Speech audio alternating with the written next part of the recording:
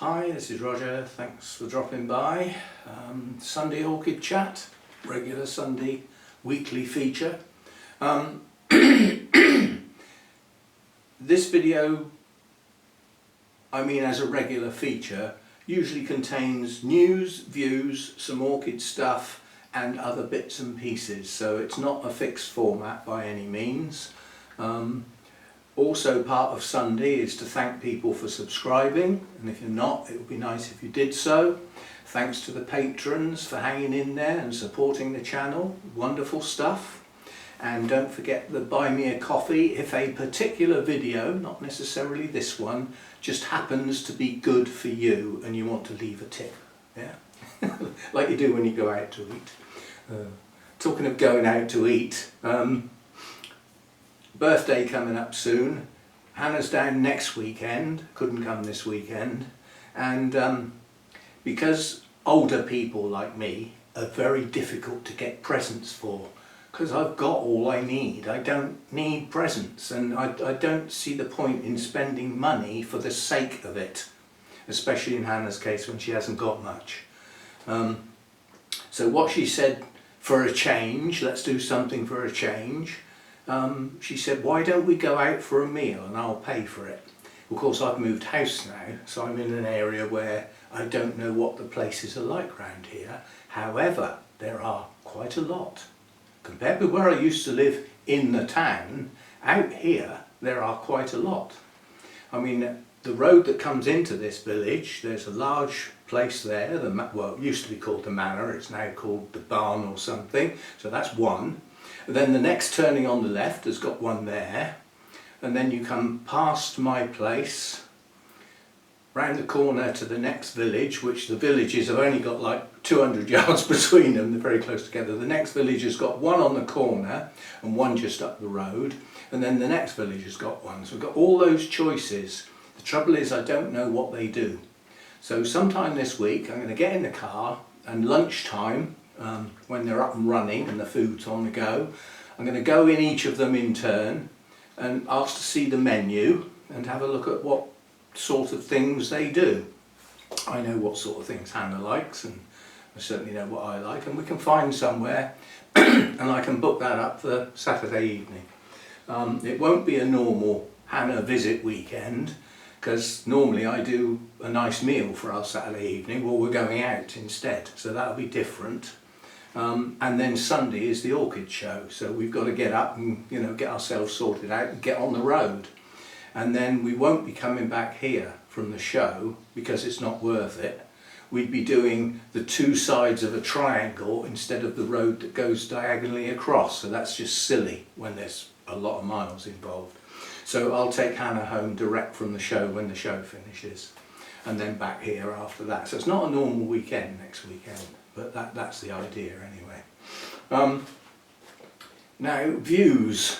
Well, we could do politics, couldn't we? But I don't think the politics in this country should go in news and views. It should go in the comedy section. It should go in the joke section. Quite honestly, when historians look back on this period of the politics in this country, the line that springs to mind is, you couldn't write this stuff. They'll make a film out of it. It's unbelievable. However, now this would depend on your viewpoint whether this should be in the joke section or deadly serious. There's a Bring Back Boris campaign. I'm laughing because the concept of it is a bit silly, because to bring back Boris, he has to get the supporters of his party behind him. Well, half of them are the ones that kicked him out. And yet, it's a go. They're going to have a go at bringing back Boris. And I've got a lot of time for Boris, quite honestly. If you go back over the previous prime ministers, whichever party they stand for, don't care, who got the most done in the shortest space of time? Boris did.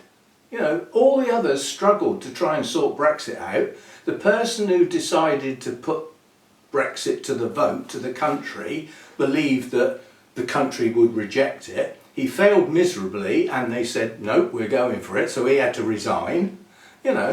Another one came in, failed miserably. It just goes on and on. And, you know, Boris not only got Brexit done, not perfect, but a lot closer than anybody else got, and it did actually get it done. So we could move on and stop jabbering about that. But, I don't know. What happened then? You know, just about settles down after getting Brexit done into getting the work of government done. We get a pandemic. He gets that thrown at him. Not only do we get a pandemic, he catches the bloody, virus and nearly dies. And makes it just about 50-50, they said at one point. He came back out, got on with it, got on with life and stuff, and then we get a war thrown at us. You'd have a job to get anybody in a more difficult set of conditions. So, yeah, mistakes were made. And lots of people have said, well, you can't have Boris back, he tells lies. What, and the others don't? It's a famous expression. How do you know when a politician is lying? Their lips are moving. Anyway, enough of that. We might find out on Monday who the next one's going to be. We've got Mr. Serious, and Mr. Jovial, and Mrs. Unknown. Still, that's how it's done. And unless the system changes, that's how it works. You know, sometimes you can say, what's the system that's wrong? But it's the system that keeps those people in power. So they're reluctant to change the system, aren't they? Right, so that's that. Stuff going on in the garden, nothing. I'm filming late today. It's nearly wine o'clock. It isn't, that's why I've still got a coffee in my hand, but it's not far off. I did think about it. It's that late in the day because it's been absolutely chucking it down all morning. It's blue sky and sunshine now. That's typical English weather. And according to the weather forecast, later on this afternoon we've got thunderstorms coming in, so there goes the blue sky. But it's been raining so hard, filming out here would have been impossible. The noise was incredible. So that's why I'm late filming today, and consequently the videos will be late being posted. But we'll get them done, you know, better late than never and all that. You have to bear in mind an awful lot of my viewers are in the States. I mean, some of those are just getting out of bed. Yeah, yes they are actually, come to think of it at this time of day. Right, so that's that. Yes, so with the continuous rain and everything being soaking wet, sweeping up and tidying this area and getting rid of this pile of stuff, which I need to be able to do to get on and do the next phase, is probably on hold for a bit until stuff dries out. As I say, the amount of rain we had this morning, I would expect there would have been local flooding. And if that hasn't drained away by the time the next lot gets here, there will be then, even if there wasn't before. It saves me water and anything. Everything's absolutely soaked out there.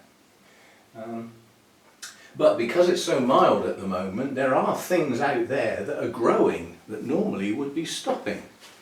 And that leads me into our orchids. Now, this bit depends on where you are in the world. Half the world is coming into spring as we go into autumn. Well, we're well into autumn actually. We're heading towards winter, the other half of the world are heading towards summer. So you've got that distinction straight away. But as far as people on a similar latitude to me, or not too far away either side, our day lengths are now heading down towards 10 hours, so we've dropped below the magic 11 hours. Tropical orchids in their environment would normally get between 11 and 13 throughout the year. That's the only variable, just a couple of hours. So we're heading down towards 10.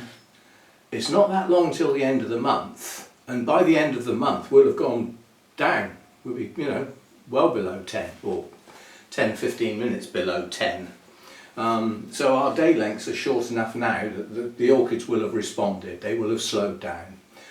Some will continue to slow down to a standstill, depending on their light requirements. The exception to that is obviously people who've got extra lighting. grow lights, whatever, so they control their day length throughout the year. So they would would consequently be able to keep their day length at whatever, around 12 hours, or at least 11 plus, to keep things growing, keep them going, which is good stuff if you can do it. With the cost of the electricity nowadays, I expect a lot of people are rethinking that.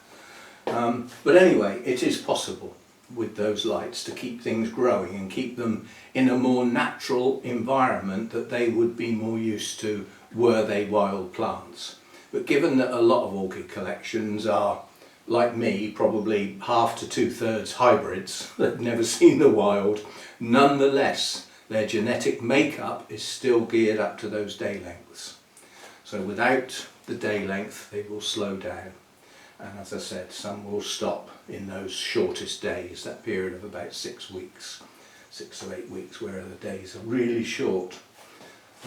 Yeah, our clocks changed this weekend, so I think what we do at this weekend is we rejoin the rest of the non-silly people around the world that don't mess about with the clocks. So our times will be the same as a lot of Europe, or most of Europe actually.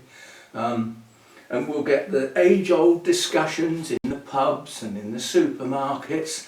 Oh, the clocks changed this weekend. Do they go forward or do they go back? Oh, for God's sake, get a grip. They do the same as they've done for every year that you have been alive on this planet, in this country. So get a grip. They spring forward in the spring and they fall back in the fall. Is that really that difficult to remember? Autumn. We're in the UK here, we don't do fall, we do autumn. I know it's got more letters in it and it's more difficult to say, but it is the proper name for the season, autumn.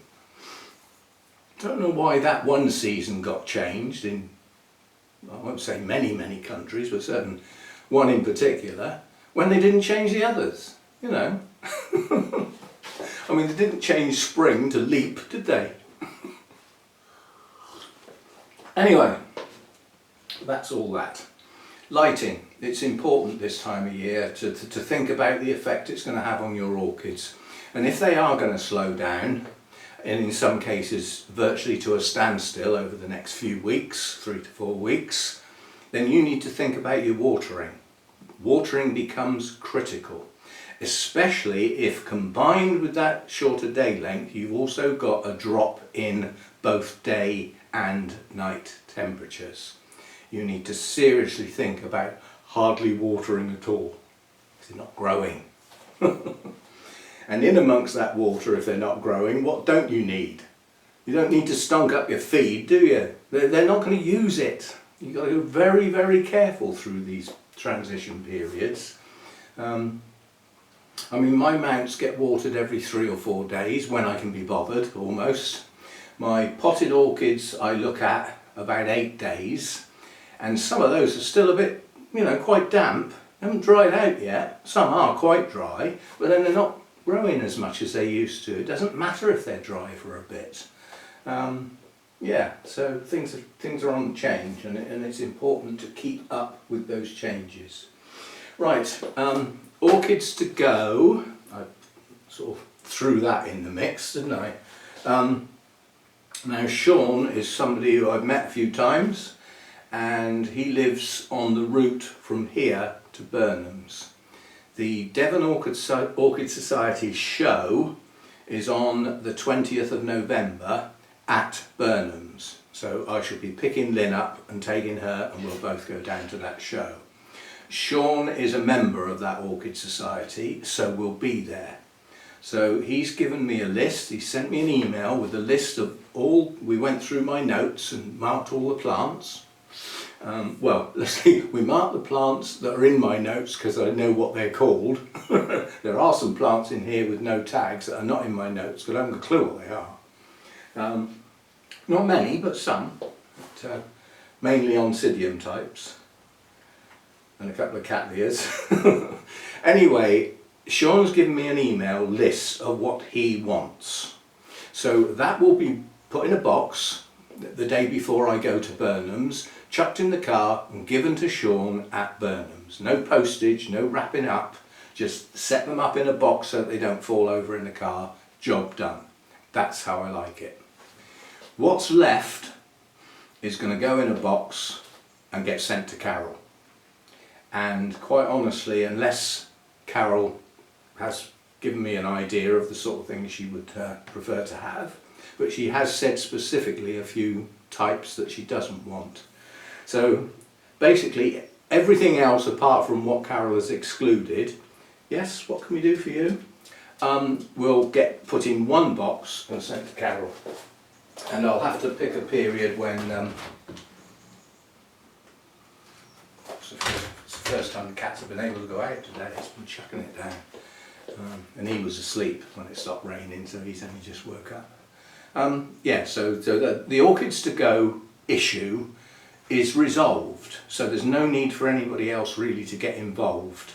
The only way you can get involved really is if you are going to the Devon Orchid Society show at Burnham's, or can be at Burnham's on that day, in which case some orchids can be sidetracked to yourself. At the moment I'm not even thinking about what I ought to charge for them. I think I'll probably just put it to the pay me what you think, you know, whatever. Right, so that's that. New blooms. This isn't going to take long. But I do want to show you a plant. Let me just get this suck it out of sound out of the way.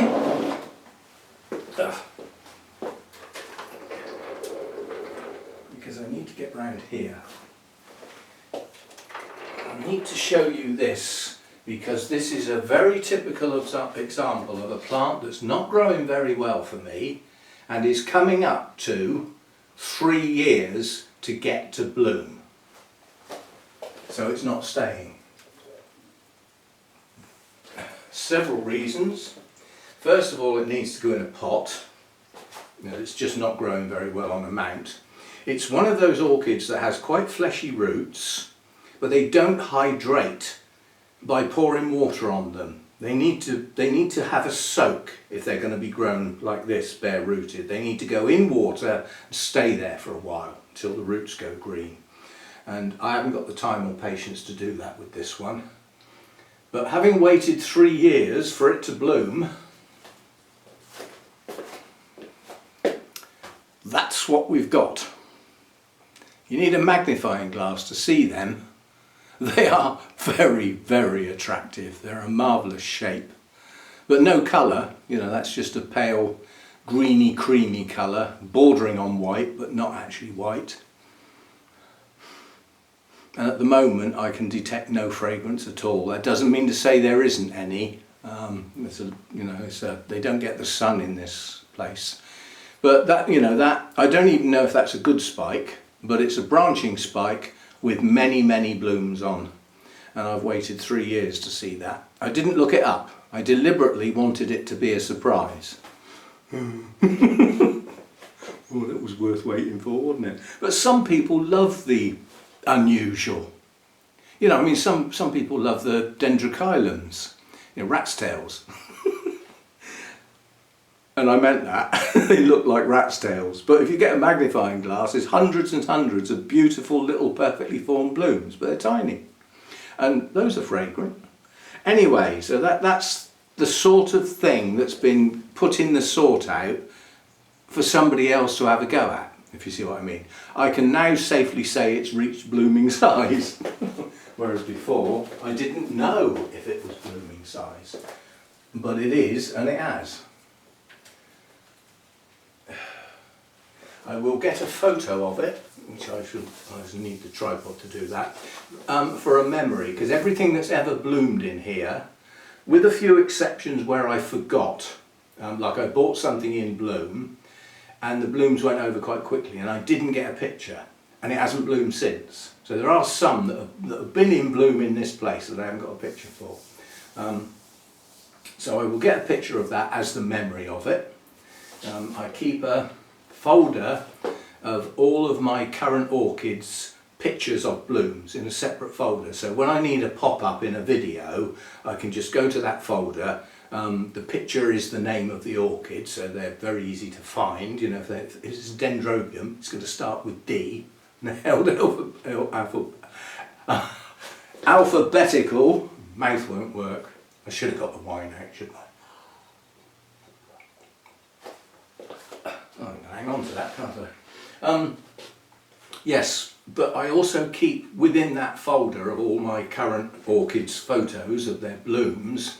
I've got another folder called Orchids Lost, and that's a picture of an orchid I've had that bloomed that I have no longer got.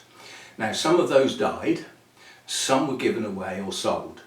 Yeah, so they're not all failures. Some of those were actually passed on to others, but I still keep them as a memory of the fact that I had them once. I did a video of that once. I did just literally like a slideshow of all the photos in that Orchids Lost photo, and I put a commentary on it just saying why they're no longer with me. So it was obviously very quick, like, you know, had fusarium and died, rotted, sold, given away, you know, all that sort of stuff. I did that once. I might do that again sometime. And I've just noticed out the corner of my eye, having moved this rack, we have something that's opened its first, not its first bloom ever, but its first bloom on this set of spikes. If I can get it out, because it's a biggie. And it's just opened,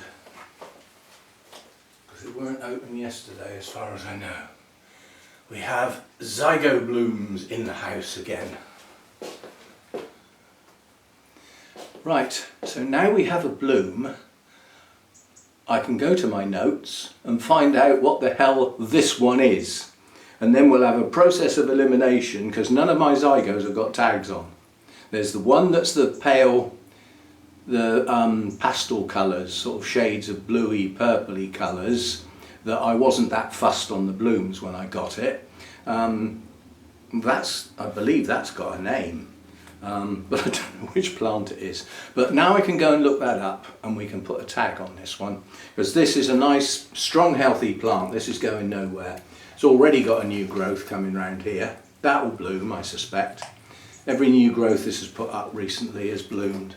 And this particular new growth here has got 2 spikes on it out of the same growth. So this is a nice, strong, healthy plant. It's doing okay.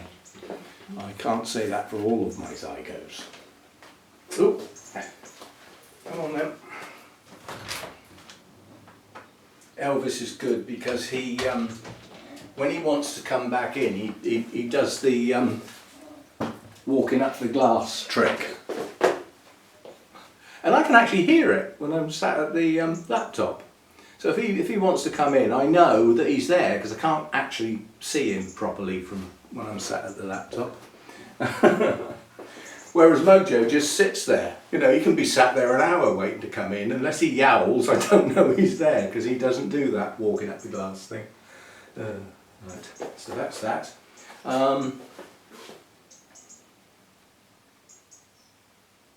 Yeah, we got Oncidium types. They've got spikes and buds all over the place, but not open yet. One of my Oncidium species is very, very close. Very close indeed.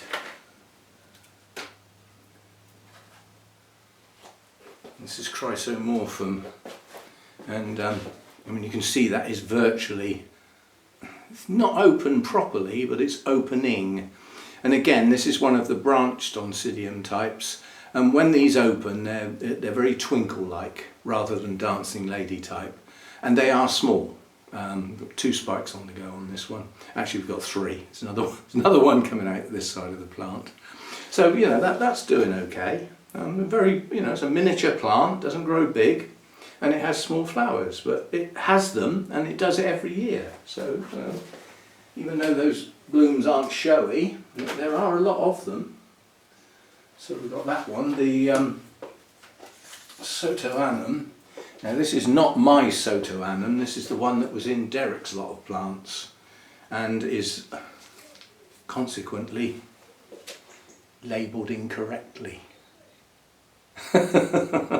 That is a yellow Oncidium. So if you've got one with that label in it and it's pink, you've got Sotoanum, not that. I've got that somewhere if I haven't lost it. It hasn't got a tag on it, the real thing. But anyway, you know, this is at it. Got two nice spikes on here coming out of the same bulb, and that will be multi blooms, many of them, highly fragrant Sotoanum, and the parent of the Twinkles, one of the parents of the Twinkles, which is mainly where they get their fragrance from. So we've got that to come soon. Oh, we've got voices. I hope that doesn't mean they're going to start that flipping motorbike. They've made a little shed over there, miles away from their house, just outside my house. And they've got a huge, really powerful 4-stroke type, old type of motorbike. They don't go anywhere on it, but they start it up, it's incredibly loud, and leave it running for 10 minutes. Standing there talking about it. Isn't it wonderful? Well, it isn't if, you know, you're in the middle of something. It's a gorgeous bike though. I'm not knocking the bike, I'm just knocking a bit of a lack of consideration for others around them, shall we call it. But they don't, it's, you know, is 10 minutes a big deal throughout the day? It's not, is it really? It is if you're in the middle of filming, it's flipping annoying, but you know. So that's that. Side goes, and then we've got, I'll have to put this back because I need the shelf. I need to get this out here as well. I'll do it in a minute. Now that it's opening, we need to put it where we can see it. Right, then over here we've got a shelf that's got loads of almost the same. So we've got this one. This is Wilsonara Tiger Tail, highly likely anyway. And that's got a lovely big spike on it. And this grows okay. It's got another new growth coming at the moment. This one's just matured and produced a spike. And I class these as the dark coloured Oncidiums because their leaves are dark coloured compared with many others that are a lot paler. I mean, okay, that's a Miltonia, not a not an Oncidium direct, but it's in the alliance. A difference in the colours of the leaves. So there are paler coloured Oncidium types and the darker coloured ones, and this is one of those. Wilsonara, I believe, has got Odontoglossum in it as part of its makeup. You can look that up if you like, I'm not going to. And then we've got another one right next to it, which is another dark coloured one that grows okay. It's matured 2 new growths recently. Got a nice spike there and a very nice spike there. Branched and long. That's going to be a good show. And the blooms on this one are very similar to the one we've just looked at. Very similar. So again, there's probably Odontoglossum in that as well.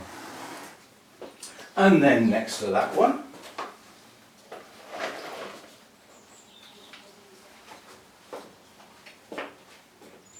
there's another one.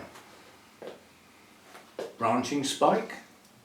Possibly only one branch, because these look like buds, not branches. But one branch anyway. And yet again, dark coloured is growing pretty well for me. Except for what I just noticed down there. I'm going to pull that leaf off so that I can show it to you, because it's on one of the oldest bulbs.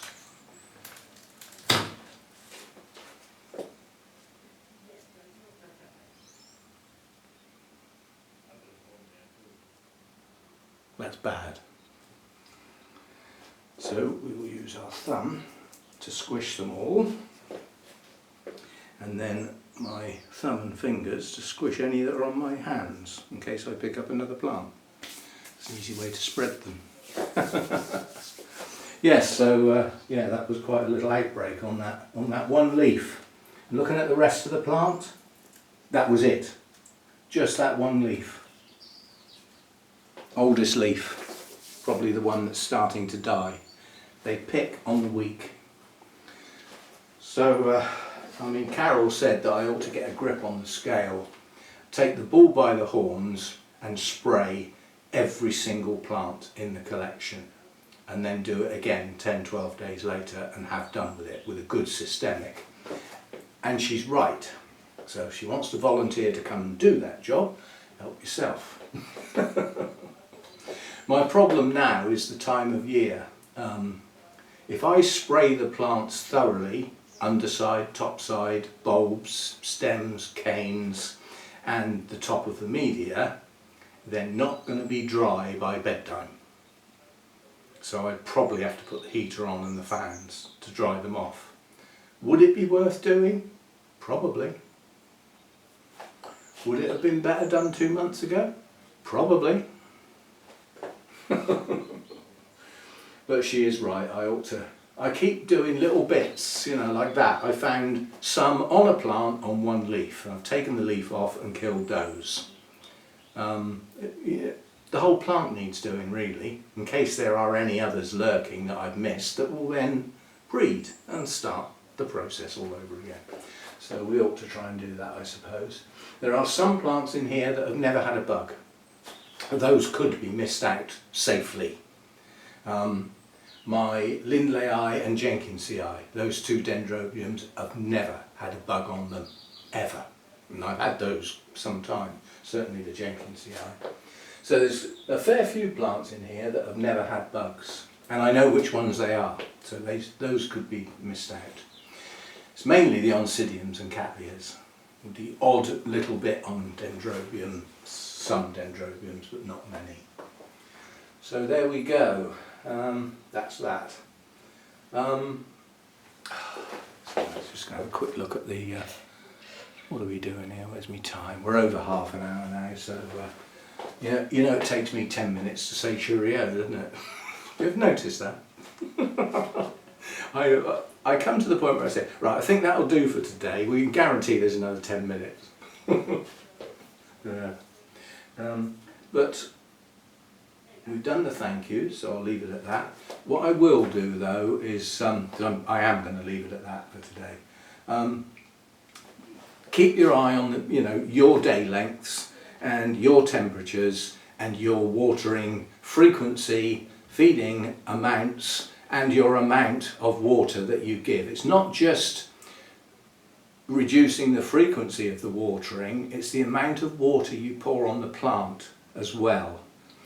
There are times when, if your plant isn't growing much at all, a trickle is all you need, not a damn good soaking like you would do in spring and summer, for instance, when you've got all that growth bursting out. So take care. This is the time of year when quite a lot of orchids are lost. Yeah. Especially if you've got older media that holds water longer. You might not have noticed that through the summer period because it's warm. You've got the heat, you've got that roots. No, there we go. That's it. That's a gorgeous sound, isn't it? Unfortunately, it's very loud. That's what you call a bike. Anyway, so I will leave it there. That's just ended the video because I'm not talking over that. It's rather difficult, especially if they start revving the thing up. But it is a lovely bike. I'm not knocking the bike. It's just, as I said, the whole neighbourhood have to listen to it, and they don't go anywhere on it. They just start it up and talk about it. It's a strange thing to do. Mind you, I've known people do that with cars as well. Yeah, so we will leave it at that. And again, thanks for everybody who supports the channel and stays with me, and especially those who leave comments. That's the interaction that I get. It's all very well, I know I'm talking to an awful lot of people that will be watching this video either later today or tomorrow or some other time, but unless somebody leaves a comment, I don't know it's been watched. All I can see is views. It's just a number, so it's nice to have the comments. It's good stuff. And yeah, we've got things to come. We will be doing another, at least one of the, one shelf at a time, or one rack at a time. We'll do at least one of them this week, possibly two, because there's not much else going on. And we're also heading towards November. It's not long now. It's when the project orchids come out again. And we hit the project orchids. And a format that's never been done before with the project orchids, because we'll be stringing the initial view, update 1, update 2 and update 3, and what they look like now. We'll be stringing those videos together for each plant. So there was 9 plants, that's 9 videos I've got to get done during November and December. And obviously they don't want to be one day after the other, they need other stuff in between. So as soon as November starts, I shall do the first one of those. Got a feeling not all the plants are still with us. We have to wait and see. And we've got an unboxing to do, but looking at the delivery date, that's not going to be this week. That's the, you've had a hint as to what it is, and some people have guessed, but you know, I'm not going to say what it is, it's a surprise. All I'm going to say is it's a box that will be about that tall and about that wide. It's going to be pretty big, and probably quite heavy as well. Right, thanks for dropping by, listening to the Sunday waffle, as usual. That's all it ever is. We've had a look at a couple of plants. We've had a chat about the change in care because of the change in the way the season is going. Yeah, slowing down. But if you've got lights, not necessarily so. But don't forget, lights need to be combined with maintaining temperatures. If you're going to keep your plants growing as though they're still in the growing season, then they'll need growing season temperatures. Roger's top tip. That was it. Well, you mean you missed it? Yeah, don't forget, if you're keeping plants going with lights, you're pretending that it's still the growing season. Well, they don't want winter temperatures then, do they? There'd be no point in doing the lights without the temperatures, really. Okay, see you next time. Thanks for dropping by.